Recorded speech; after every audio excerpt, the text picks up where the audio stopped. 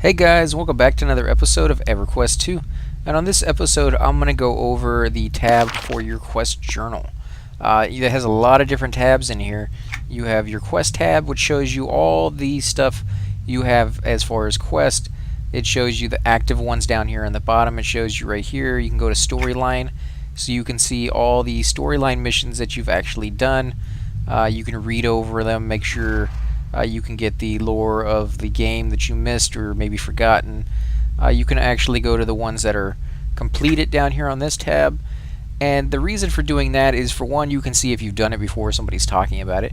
And two, you can actually share the quest even though you've completed it. With this little button right here, if you're in a group, you can share the quest. The cool thing about that is, if you're in a group and you join a couple friends or even just a pickup group, you go into a zone, you have a quest there, you know that you simply talk to an NPC. That's all you have to do is to get the quest, is to talk to him. There's no requirements like you had to do the first 2 or 3 quests in his line before you can get this one. Then you can share it. Now, if you did have to do some requirements to get to that point, then chances are you're probably not going to be able to share it. Keep that in mind. But for the most part, you can just click on here and you can share them with other people. That's very, very cool for a lot of the instances and things of that sort. As long as one person is willing to do that, everybody can get the quest. You're already in the zone. It's extra experience for them. And you can see just how many quests you've done in each zone by looking at the little number next to it. Frostfang Sea is 79. Butcherblock Mountains is 50 so far. New Hollis is 3, you know, and it just shows you everything you've done. It puts it into world events as well. The Hearts of Flutter, which is that Valentine's Day one for Norath, trade skill ones, the tutorials that I've taken you guys through, language ones, lore and legends. You can see basically everything you need to know is in these little tabs for your quest, including the active ones. And you can click on it and it will tell you what zone you got the quest in, where do you need to go to finish it, what the reward is, and things of that sort. Now, if you want to go to the tabs on the top, you can go to your collections. This one will tell you how many collections you have. A total collection discovered, 24. It's up here in the top right little corner of the window. Total collections completed, 2. That's in the top left corner, right underneath the collection little tab. And then you can scroll down and you can see all the different ones that you need. Now, if you want to buy these on the broker, a neat little trick is to open up the broker window when you're actually at a broker, and then just click on the one that you need. It will automatically put that name in the box, and then you just hit search, and it will search for that specific one rather than having to sit there and type it all out. You can do it this way. It's a lot quicker, a lot easier, a lot less hassle. And you can see there's quite a few in here, and even if you want to complete some of these, you're probably not going to be able to anytime soon. Some of these are really, really expensive, and most of the time, before you go ahead and buy anything on a collection, you should always check the missing pieces. If you have 3 of them, don't just check one and be like, oh, that's 8 copper, and check the next one and be like, oh, that's 2 copper. Make sure you check the last one, because the last one could be 57 platinum. It could be the ultimate rare for that collection, and then you'd be like, well, I just wasted 10 gold buying the other 2 pieces when I'm not going to be able to buy the last one. So make sure you check that out before you get that. Another way to do it is just to go into the broker and type in collections, or go into the tab, and I'll do a whole tutorial on how to use the broker. But you can go in there and set it so that you only see collections, and you can set it so that you see the cheapest ones first, and then just go through and buy all the cheap ones one at a time, and they will slowly be grayed out as you equip them and put them into your little thing, so you'll be able to tell right off the bat whether you have it or not. And usually if you do that and spend around 200 platinum, you can get from like level 1 all the way to like level 50 just by turning in collections.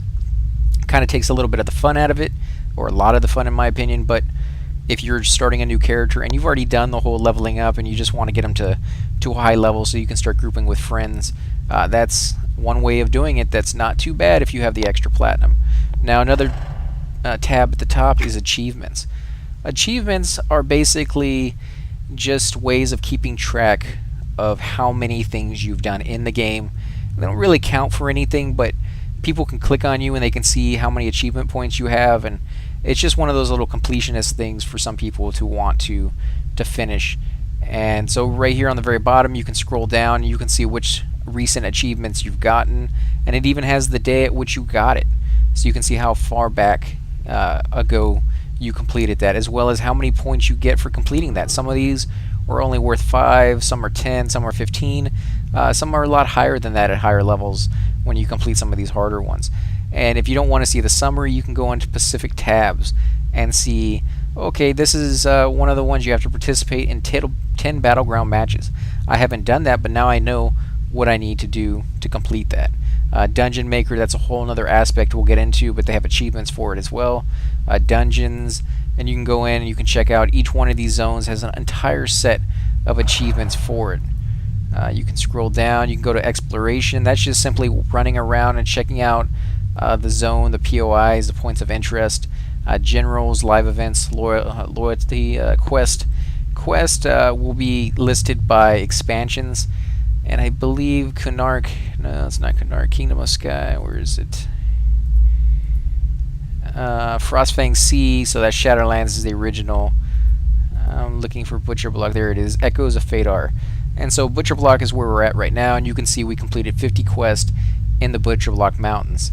But to get the completed whole thing, you need to go to Greater Fadar and do 50, Lesser Fadar and do 25, Looping Plains 10, and 20 quests in Steamfont Mountains.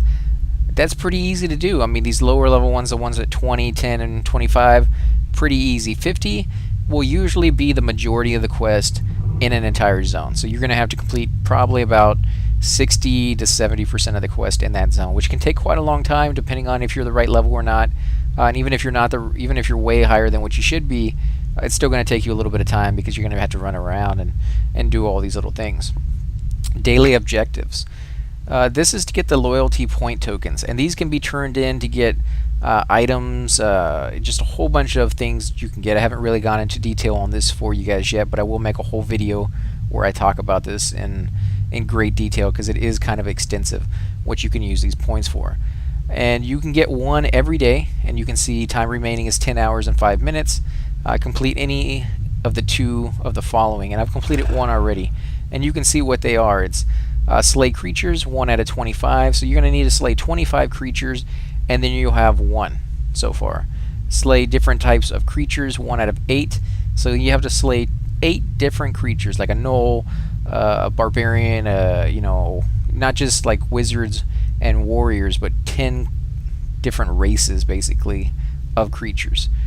Craft different items, 0 out of 3. Harvest resources, 0 out of 40. Complete battleground matches, 0 out of 3. Slay players, you need 5.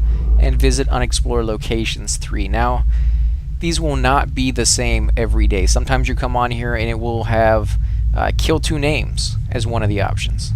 That's kind of cool. Or it will say go harvest 50 items, or sometimes go harvest 2 items. Run so many miles. I mean, they just change. They're different. So if you're thinking you want to get these loyalty points and make sure that you get them, you want to make sure you come in here and just check it out, see what the requirements are for that specific day. Chances are, if you're just going to log on, get in a group and start killing or do some quest, you're going to get this. I mean, it's going to be average things that you're going to do on a daily basis anyways. But if you're in that hurry and you really want to make sure you get it before you have to go to work or whatever the case is, you can come in here and see what it is. Mission timers. You can see if your timer on certain things is reset. You can reset it yourself.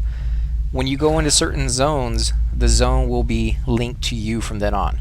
And as you kill the creatures in that zone, they don't respawn.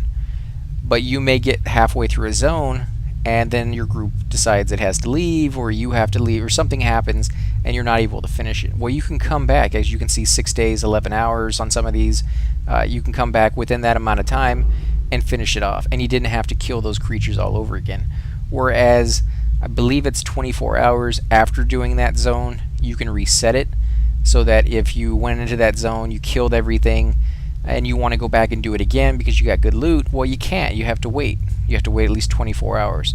And then you can come in here, hit the reset button, get another group together, or go in there solo and do it all over again. And it's kind of doing that to stop you from just going back and back, you know, over and over and over again, because not only will you get burned out, but the loot that's in there will drop dramatically in price because people are just camping it over and over again.